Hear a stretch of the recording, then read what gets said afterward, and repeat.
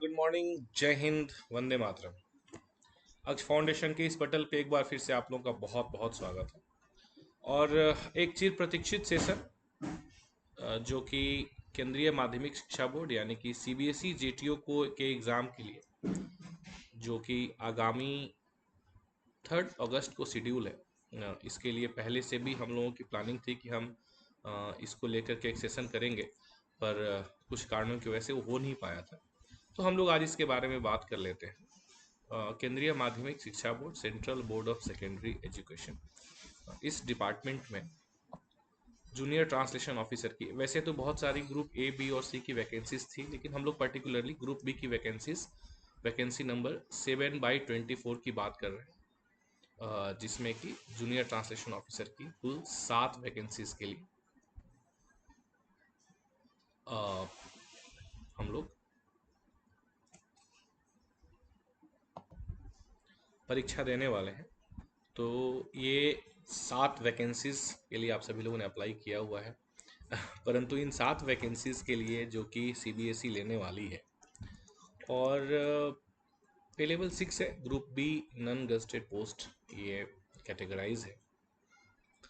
पर इसका जो एग्ज़ाम का पैटर्न है और जो इसके सिलेबस हैं वो थोड़ा सा इन लोगों ने इस बार डिफरेंट कर दिया है, क्योंकि हम सब लोग एसएससी जेएसटी के लिए जो लोग भी तैयारी करते हैं उनको पता है कि एसएससी जेएसटी केवल हिंदी और इंग्लिश व्याकरण और ग्रामर से संबंधित प्रश्न पूछती है पेपर 1 में, और पेपर 2 में अनुवाद से संबंधित। चूंकि यह एक अनुवाद अधिकारी इस पद के लिए परीक्षा लिया जाने वाला है, परंतु सीबीएसई ने जो अपना सिलेबस दिया है थोड़ा सा सिलेबस में इन लोगों ने डाइवर्सिफिकेशन किया है, और थोड़ा काफ़ी कह सकते हैं कि वर्सेटाइल सिलेबस है, जिसमें कि बहुत सारी चीज़ें इन्होंने कवर करी हैं, जिसे हम देख लेते हैं। पर एक बात मैं आप लोगों को बता देना चाहूँगा, क्योंकि मेरे पास कई सारे कॉल आए इस सिलेबस को लेकर के, इस पेपर को लेकर के, कि सर बहुत बड़ा लंबा चौड़ा सिलेबस है। बिल्कुल दिखने में लग रहा है बहुत लंबा चौड़ा सिलेबस है, परंतु अगर आप लोगों ने हिंदी भाषा में या इंग्लिश भाषा में अपनी मास्टर्स डिग्री करी हुई है,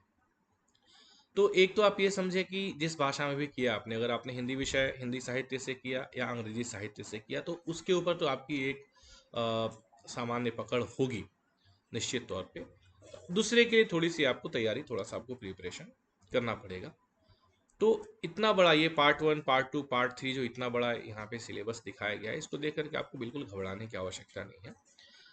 एक राहत की बात यह है कि अगर आप देखेंगे तो ग्रुप ए के जो भी पोस्ट हैं उसमें 3 टायर में एग्ज़ाम लिया गया है। टायर 1, टायर 2, टायर 3 जो पैटर्न ऑफ एग्जामिनेशन है उसमें 3 टायर में एग्ज़ाम लिया जाना है। पर यहाँ पर जो जेटीओ का एग्ज़ाम है वो केवल एक ही बार में लिया जाएगा, 2.5 घंटे का एक ही पेपर होगा, ओएमआर बेस्ड पेपर होगा, और एमसीक्यू क्वेश्चंस रहेंगे, सब्जेक्टिव क्वेश्चंस आपके नहीं रहेंगे। तो एमसीक्यू रहेंगे, ओएमआर बेस्ड रहेगा, सब्जेक्टिव नहीं रहेंगे। एक तो ये राहत की बात हो गई। अब हम आते हैं पैटर्न के ऊपर और हमारे सिलेबस के ऊपर। कुल 150 क्वेश्चंस आपके होंगे, ठीक है, और इसके लिए आपको 300 मार्क्स यहाँ पे निर्धारित किए गए। 150 क्वेश्चंस के लिए 300 मार्क्स आपको निर्धारित किए गए। अभी 150 क्वेश्चन, और हर क्वेश्चन के लिए आपको 2 मार्क्स दिए गए, मतलब 300।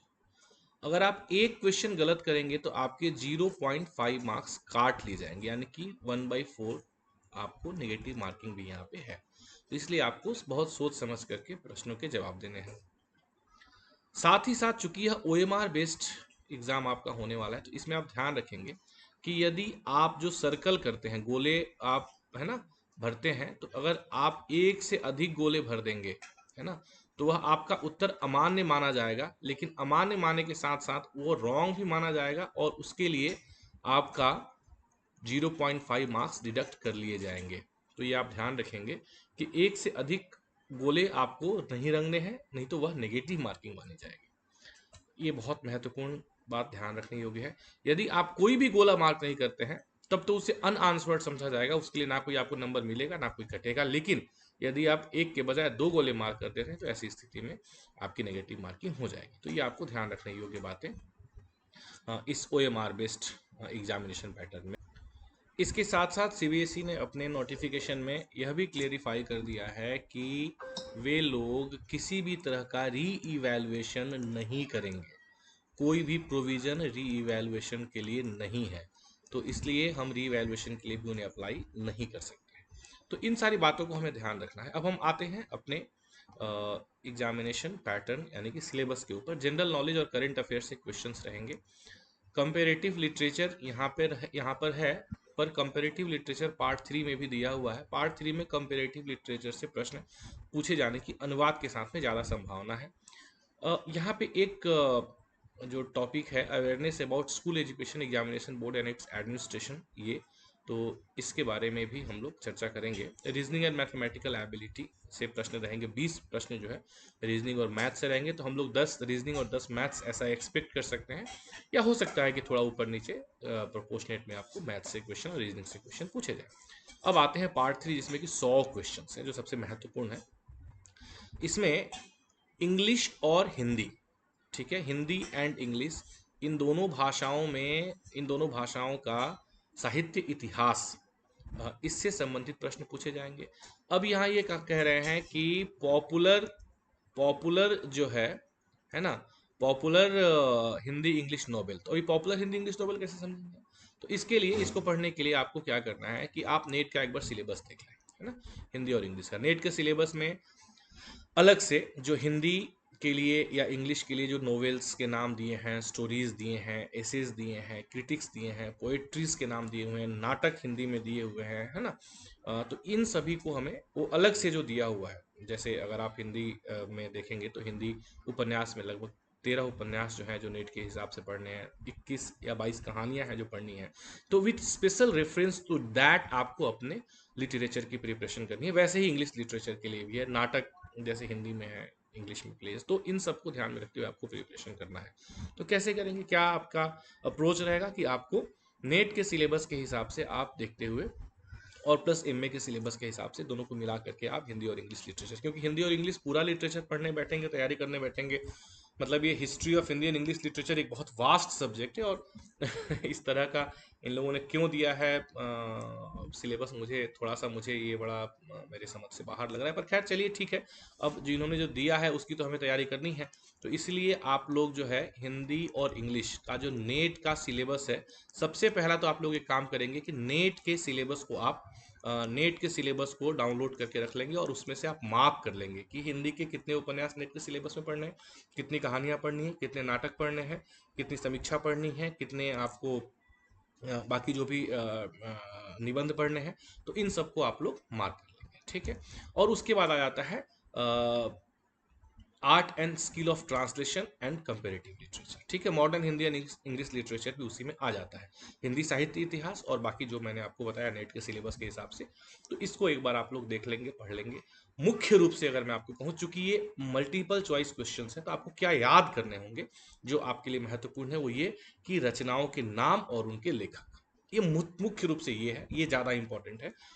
इस लेवल के एग्जाम के लिए हम नेट वाला सिलेबस जो पैटर्न है ना, उसको हम एक्सपेक्ट नहीं कर सकते हैं कि वो कहें कि रचनाकारों को या रचनाओं को उनके प्रकाशन काल के अनुसार सजाएं। तो इस तरह के स्तर का शायद हम उम्मीद नहीं करेंगे। हम ज़्यादातर मुझे जो लग रहा है कि 100 नंबर के क्वेश्चंस हैं, तो ज़्यादातर आपसे लेखक और मतलब जो भी रचनाएं हैं और उनके लेखक हैं उससे संबंधित।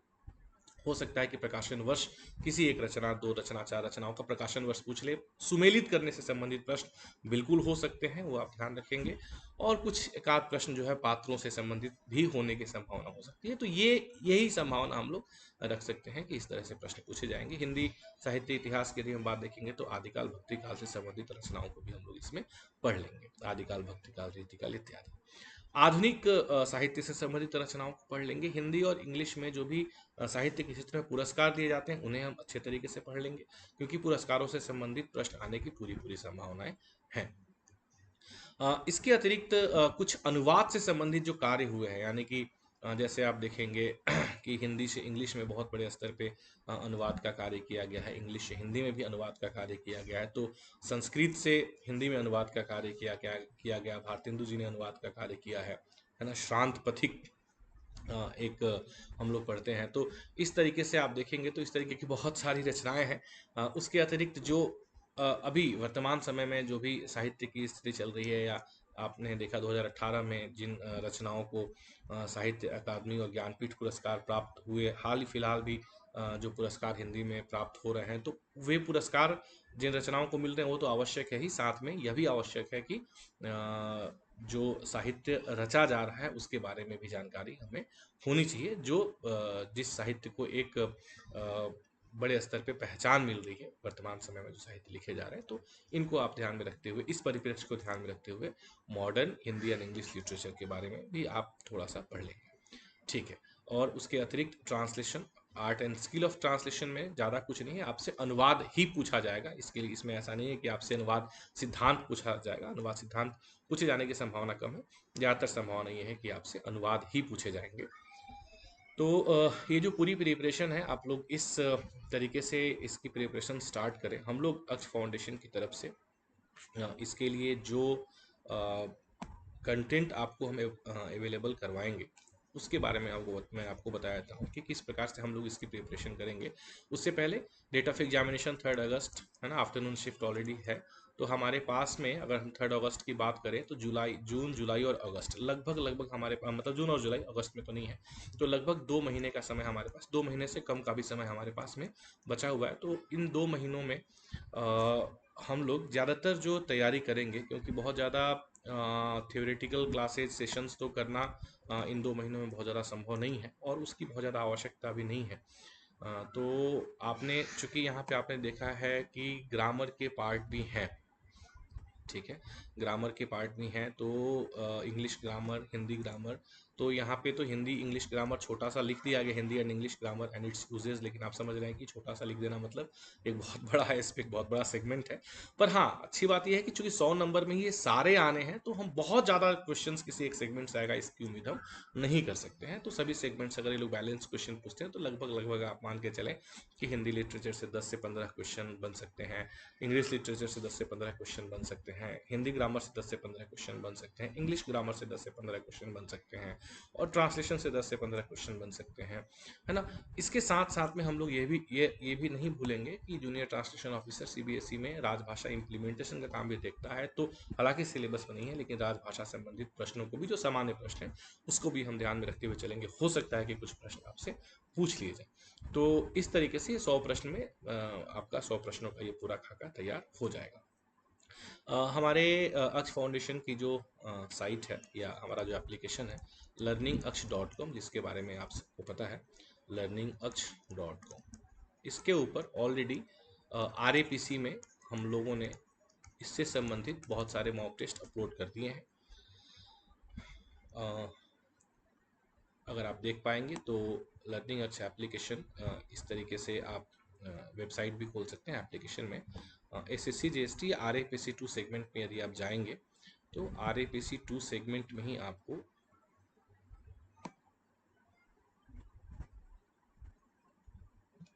CBSE JTO मॉक टेस्ट, इसके अंदर में हम लोग आपको sectional mock test, English literature, Hindi literature, और उसके साथ साथ में आपको फुल लेंथ मॉक टेस्ट, और इसके साथ साथ में इसके अंदर में फुल लेंथ मॉक टेस्ट के अतिरिक्त आपको हम इंग्लिश ग्रामर और हिंदी ग्रामर, तो ये पूरा का पूरा सेगमेंट यहाँ पे आपको मॉक टेस्ट रहेगा, मॉक टेस्ट मिलेगा। एट अराउंड अगर मैं बात करूँ तो लगभग अगले 2 महीनों में 150 टू 200 मॉक टेस्ट आपके लिए यहाँ पे लाइव हो जाएंगे, जो कि नेक्स्ट वीक से लाइव होना शुरू हो जाएंगे। प्रत्येक फ्राइडे को, एवरी फ्राइडे आपको 150 क्वेश्चंस का फुल लेंथ मॉक टेस्ट मिलेगा, जिसमें कि पूरा ही सेगमेंट कवर किया जाएगा। ये पूरा सेगमेंट है जो कि 150 प्रश्नों का रहेगा, जिसमें कि 30 प्रश्न आपके पार्ट 1 से, 20 प्रश्न पार्ट 2 से और 100 प्रश्न पार्ट 3 से रहेंगे। तो इस तरीके से ये 150 प्रश्नों का पूरा mock test every Friday live होगा रात को 9 बजे से। रात को 9 बजे से हर फ्राइडे को आपको जो है, रात को 9 बजे से एवरी फ्राइडे आपको ये मॉक टेस्ट मिल जाएगा। उसके अतिरिक्त सेक्शनल मॉक टेस्ट जो है वो आपको लाइव होते रहेंगे। Sectional mock test every day, और मे बी एक दिन छोड़कर एक दिन में सेक्शनल मॉक टेस्ट आपको मिलते रहेंगे। सेक्शनल मॉक टेस्ट बहुत सारे आपको अवेलेबल हैं भी, जैसे अगर आप देखेंगे तो जीएसटी के सेक्शनल मॉक टेस्ट में जाएंगे तो आपको ग्रामर्स के तो सारे ही हिंदी ग्रामर, इंग्लिश ग्रामर, राजभाषा प्रावधान आप देख पाएंगे ना, एडमिनिस्ट्रेटिव ग्लॉसरी, ये भी बहुत इंपॉर्टेंट है जब हम लोग अनुवाद की बात करते हैं, कंपेरेटिव लिटरेचर की बात करते हैं। तो इसके मॉक टेस्ट आपको ऑलरेडी हैं, है ना। SSC GST full length mock test भी ऑलरेडी आपको यहाँ पे लाइव है, तो ये भी यदि आप देखेंगे तो आपका हिंदी और इंग्लिश ग्रामर यहाँ से आप कंप्लीटली कवर हो जाएगा। आईबीपीएस एसओ के मॉक टेस्ट यहाँ पे लाइव है, जिससे कि आपका अनुवाद संबंधित बहुत सारे मेंस के पेपर हैं, तो अनुवाद संबंधित बहुत सारे क्वेश्चंस आपके यहाँ से मिल जाएंगे। तो ये आपको सारा एक्सेस है ही। राजभाषा अधिकारी से संबंधित है, तो जहाँ पे मैंने राजभाषा प्रावधानों की बात करी तो उसके भी मॉक टेस्ट आपको यहाँ से मिल जाएंगे, परंतु स्पेसिफिकली हम लोग सीबीएसई मॉक टेस्ट की बात करते हैं जो कि आपको यहाँ से मिलेंगे, जिसमें कि English literature, Hindi literature, comparative literature और उसके अतिरिक्त अनुवाद के लिए और उसके अतिरिक्त full length mock test, maths के लिए, मैथ्स और रीजनिंग के लिए मॉक टेस्ट, ये सब आपको यहाँ पे मिल जाएगा। और स्पेसिफिकली आपको जो मॉक टेस्ट मिलेंगे वो ये जो आप देख पा रहे हैं यहाँ पर, जो पहले सेगमेंट में पार्ट 1 में awareness about school education examination board and it's administration, इसके बारे में स्पेशली आपको मॉक टेस्ट अलग से, पार्ट 1 के मॉक टेस्ट अलग से मिलेंगे। तो सेक्शनल मॉक टेस्ट में आपको पार्ट 1, पार्ट 2, पार्ट 3 के हिसाब से मॉक टेस्ट मिल जाएंगे, और फुल लेंथ मॉक टेस्ट में आपको पूरे 150 क्वेश्चंस के फुल लेंथ मॉक टेस्ट मिल जाएंगे। जो लोग ऑलरेडी आरएपीसी में हैं, जो लोग ऑलरेडी आरएपीसी के पार्ट हैं, उनके लिए तो कोई समस्या नहीं है, उनको ऑलरेडी एक्सेस है, आराम से आप अपना आरएपीसी वाले जा करके और लर्निंग अच्छा एप्लीकेशन से एक्सेस कर सकते हैं। जो लोग आरएपीसी के पार्ट नहीं हैं और वो लोग ये मॉक टेस्ट देना चाहते हैं, तो उनको learningux.com पे जाना है, www.learningux.com पे जाना है। .com पे learningux.com पे जाएंगे तो आपको ये वेबसाइट दिख जाएगी। इस वेबसाइट में आपको एसएससी जीएसटी आरएपीसी 2, ये आरएपीसी 2 के अंदर में ही पूरा का पूरा कंटेंट आपको मिलेगा। तो आरएपीसी 2 आपको क्लिक करना है और क्लिक करके नीचे जाना है। आप नीचे जाएंगे तो इसमें कैसा है कि आपको देखेंगे कि इसमें बहुत सारे ऑप्शन हैं, जिसमें कि test series, video course, live class और ई लाइब्रेरी। तो केवल सीबीएसई जेटीयू के लिए आपको वीडियो कोर्स और लाइव क्लास यदि मान लीजिए नहीं चाहिए, तो आपको सिंपली इसको अनचेक कर देना है, इसको अनचेक करना है। ई लाइब्रेरी अनुवाद अभ्यास बुक नहीं चाहिए तो आप अनचेक कर सकते हैं, यदि चाहिए ई बुक अनुवाद अभ्यास का तो आप इसको चेक कर सकते हैं, तो अनचेक कर सकते हैं, आपकी इच्छा है। तो आप अनचेक कर देंगे, और चूंकि अगस्त के लिए है तो आपको बहुत लंबा नहीं, केवल 3 महीने के लिए चाहिए, तो यहाँ पे आप 1 ईयर का जो टाइम है इसको 3 मंथ्स में चेंज कर देंगे। 3 मंथ्स में चेंज करेंगे तो ये आपका 499 रुपीज़ का एक अमाउंट आ जाएगा। बाई नाउ पे क्लिक करेंगे, और बाई नाउ पे क्लिक करके आप यहाँ से जा करके बाई नाउ पे क्लिक करके आप अपना जैसे भी करना चाहते हैं, फ़ोन पे, गूगल पे या फिर क्यूआर कोड स्कैन करके आप अपना यहाँ से पेमेंट कर सकते हैं। और जैसे आप पेमेंट करेंगे इमीडिएटली आपको यहाँ से एक्सेस मिल जाएगा, और जो भी टेस्ट लाइव होते जाएंगे, नए टेस्ट, ये सारे लाइव नए टेस्ट आपको अगले 3 महीने के लिए एक्सेस हो जाएंगे। एसएससी जीएसटी के भी एक्सेस हो जाएंगे, और साथ ही साथ आपको सीबीएसई जेटीयू के तो एक्सेस हो ही जाएंगे। तो इस तरीके से आप अपनी ये पूरी हॉलिस्टिक प्रिपरेशन सीबीएसई जेटीयू एग्जामिनेशन के लिए कर सकते हैं। इसके अतिरिक्त अक्ष फाउंडेशन की तरफ से कोई भी आपको कभी भी समस्या है, हमारा 24x7 आपके लिए हेल्पलाइन नंबर आप सब जानते हैं, 8591672513। कोई भी समस्या है आप इस नंबर पे व्हाट्सअप कर सकते हैं, और अपनी समस्या के बारे में जो भी आपको जानकारी चाहिए, कुछ आप जानना चाहते हैं तो आप पूछ सकते हैं। 8591672513 ये हमारा व्हाट्सएप नंबर है। वेबसाइट मैंने आपको बता ही दिया, www.learningux.com। learningux.com। Google play store पे भी यदि आप लर्निंग अक्ष LEARNINGAKSH ऐसा टाइप करेंगे तो आपको हमारा एप्लीकेशन लर्निंग अक्ष का एप्लीकेशन मिल जाएगा, उसमें भी आपको सारे फीचर्स मिल जाएंगे। अनुवाद अभ्यास पुस्तक बहुत सारे लोग ढूंढते हैं, अनुवाद अभ्यास हमारा संस्करण 2 ऑलरेडी 2.0 आ चुका है, अनुवाद अभ्यास 2.0 आ चुका है। तो जिनको भी अनुवाद अभ्यास पुस्तक चाहिए तो हमने YouTube चैनल पे भी डाल रखा है उसका लिंक, और साथ में मैं इस वीडियो के डिस्क्रिप्शन में भी आपको लिंक दे दूंगा, तो आप अनुवाद अभ्यास पुस्तक भी ऑर्डर कर सकते हैं। तो अनुवाद अभ्यास के लिए आपके लिए किसी भी एग्जाम के लिए बहुत कारगर साबित होगी। So thank you so much for watching this video. आप इसे शेयर करें, अच्छा लगे तो लाइक करें, और यदि आप चाहते हैं कि आपको निरंतर इस तरह के वीडियोस और जो भी एग्जाम की प्रिपरेशन से रिलेटेड इन्फॉर्मेशन मिलती है तो आप इसे सब्सक्राइब भी कर सकते हैं। बहुत बहुत धन्यवाद आप सभी का।